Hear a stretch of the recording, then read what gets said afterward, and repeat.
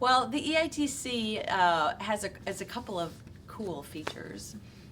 First, it's our largest means-tested program now, and second, it's a program that capitalized on a key insight. Now, the modern EITC's architect was David Elwood, who's the dean of the Kennedy School, and he started out his research career as a defender of welfare, a student of AFDC, the welfare system. And his early research with Mary Jo Bain, also at the Kennedy School, found that the average welfare recipient was only on the rolls for a short time. And when he went out and publicized this news, instead of people saying, "Oh, that's wonderful," he began to experience first half the vitriol which welfare inspired in so many Americans, including people who were actually benefiting from the program themselves. It's probably the worst job in America to be the defender of welfare.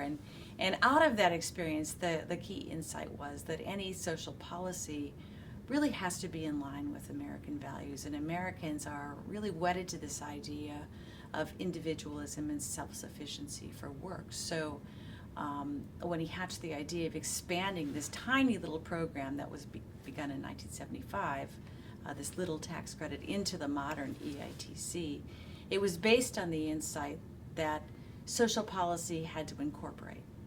And I think this is one of the most important things to know about safety net programs. Some safety net programs divide and separate and stigmatize, and others incorporate. America has had really a hate relationship with its safety net programs. They're politically unpopular. They're always on the chopping block. Food stamps is another example. But a program like the EITC can enjoy widespread bipartisan political support because it is consonant with American values. If you work, you won't be poor, thanks to the EITC, and that's an idea all Americans can get behind.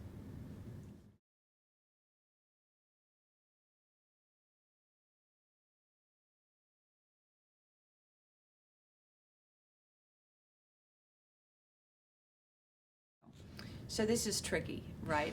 Because you could think of tax credits and food stamps, for that matter, as really bolstering the low-wage employer. I mean, a very large number of Americans work at jobs that are simply unsustainable, and the problem is only going to get worse and not better unless we do something about it. Tax credits are one way of addressing the problem. But you could argue it's ultimately not very satisfactory when the taxpayer is picking up the tab and the low-wage employer is boosting profits and paying out shareholders. So I think it's a tough moral dilemma for us as a country to deal with. Economists are usually allergic to the idea of raising the minimum wage very much. I would argue that the minimum wage is only part of the problem. Another huge problem for low-wage American workers is just getting enough hours. It's very hard to get a job with full-time hours. Oftentimes, we see this rise in this on-call, zero-hour employment where workers can't predict how many hours they're going to get or when they're going to be working from week to week, which makes it very difficult to combine one low-wage job with another. And more of these low-wage workers are not teenagers, they're parents heading families. So there are a multitude of problems with low-wage work, and the EITC can only be one of the approaches we take toward shoring up the financial stability of people who are willing to play by the rules and work.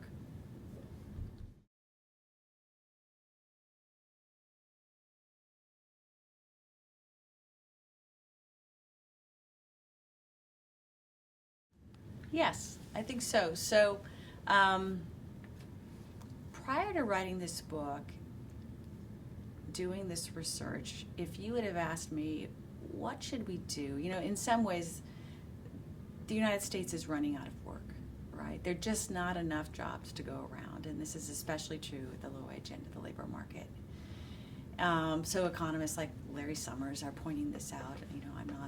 I'm not the first person to say this, but oftentimes the solutions that get advanced are ones that really kind of call for going back to a safety net system like the one we had prior to welfare reform, where you basically just pay people to stay out of the labor market and you try to bolster wages as best you can.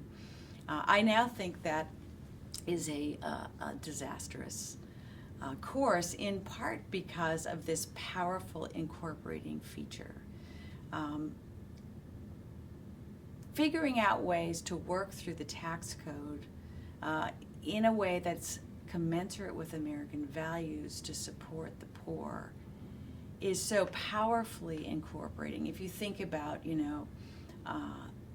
I've spent 3 decades studying poverty, and the sense of stigma, shame, separation, mistrust, disconnection from the larger community is so palpable, right? In so many ways, we have two Americas.